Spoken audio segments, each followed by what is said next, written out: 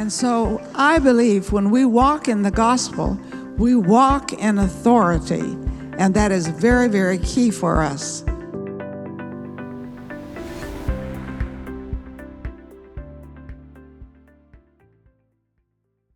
Say, God is looking for truth in here. Then he says he will take the truth in here and make it wisdom up here. Now, a lot of truth here, listen to me, a lot of wisdom here. Little truth here, little wisdom here. Is this good? Aren't you glad I'm here? So we need to have wisdom up here. Now, I'm just sharing a little bit of my testimony before I go into teaching on authority. And what we're going to do with it this morning is take authority. See, I don't think we should just watch the news. We should change the news. So we are news changers, and we have authority to do that.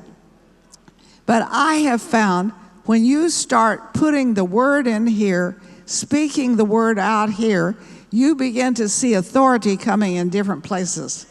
So, and I always find everything with God is process.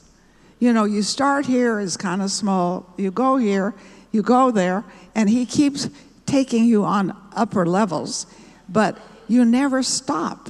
You know, people say to me, well, when are you going to retire? Because I'm 88. I said, I am retired. What do you mean you're retired? You travel all the time. I said, I know. Retiring is doing what you like. I'm doing what I like. And I have found that we have authority in the name of Jesus with nations. So I pray for a number of nations every day, but especially for the big ones like Russia and China and India, that big revival will happen.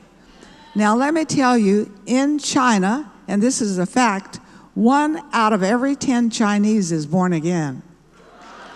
I've been going to China for many, many, many years. I think I'm yellow inside.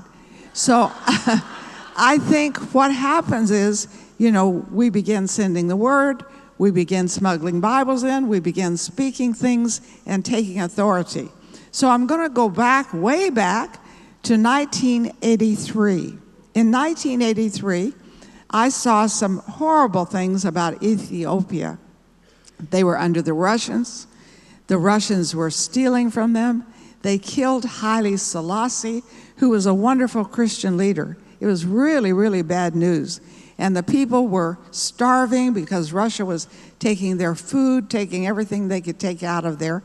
And God really put it in my heart to go to Ethiopia. Well, how would I do that? And see, this is where you begin walking in God's authority, because the how-to comes from him.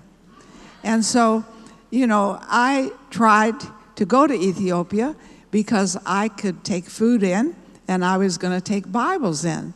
But I couldn't get the material, you know, to let me get in. So you have to have special papers to get into these nations. So I tried and tried, couldn't get them. But this is what I found out about God. God thinks you can do anything. Put your hand on your heart. Say, God thinks I can do anything. So I tried to get a visa, couldn't get a visa. And there was an Ethiopian woman in our church. So I went to her and I said, you know, I'd really like to get a visa to Ethiopia, but I haven't been able to get it. She said, well, who are you calling? Well, I couldn't say the name correctly. You know, their language is different than ours. So I said, well, this is the man I'm calling, and this is his phone number. But, you know, I couldn't say it right. I didn't have it spelled right. She said, well, let me call him. So she calls him. She talks to him in Amharic. She laughs. She talks. She hangs up. She said, you'll have your visa tomorrow. I said, how did you get it? She said, he's my old boyfriend.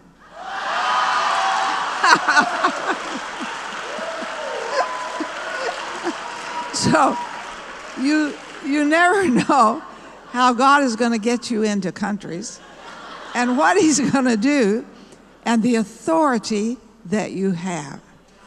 So I feel very called to Muslim countries, and I wanted to go to Sudan. Well, Sudan, is radical Islamic.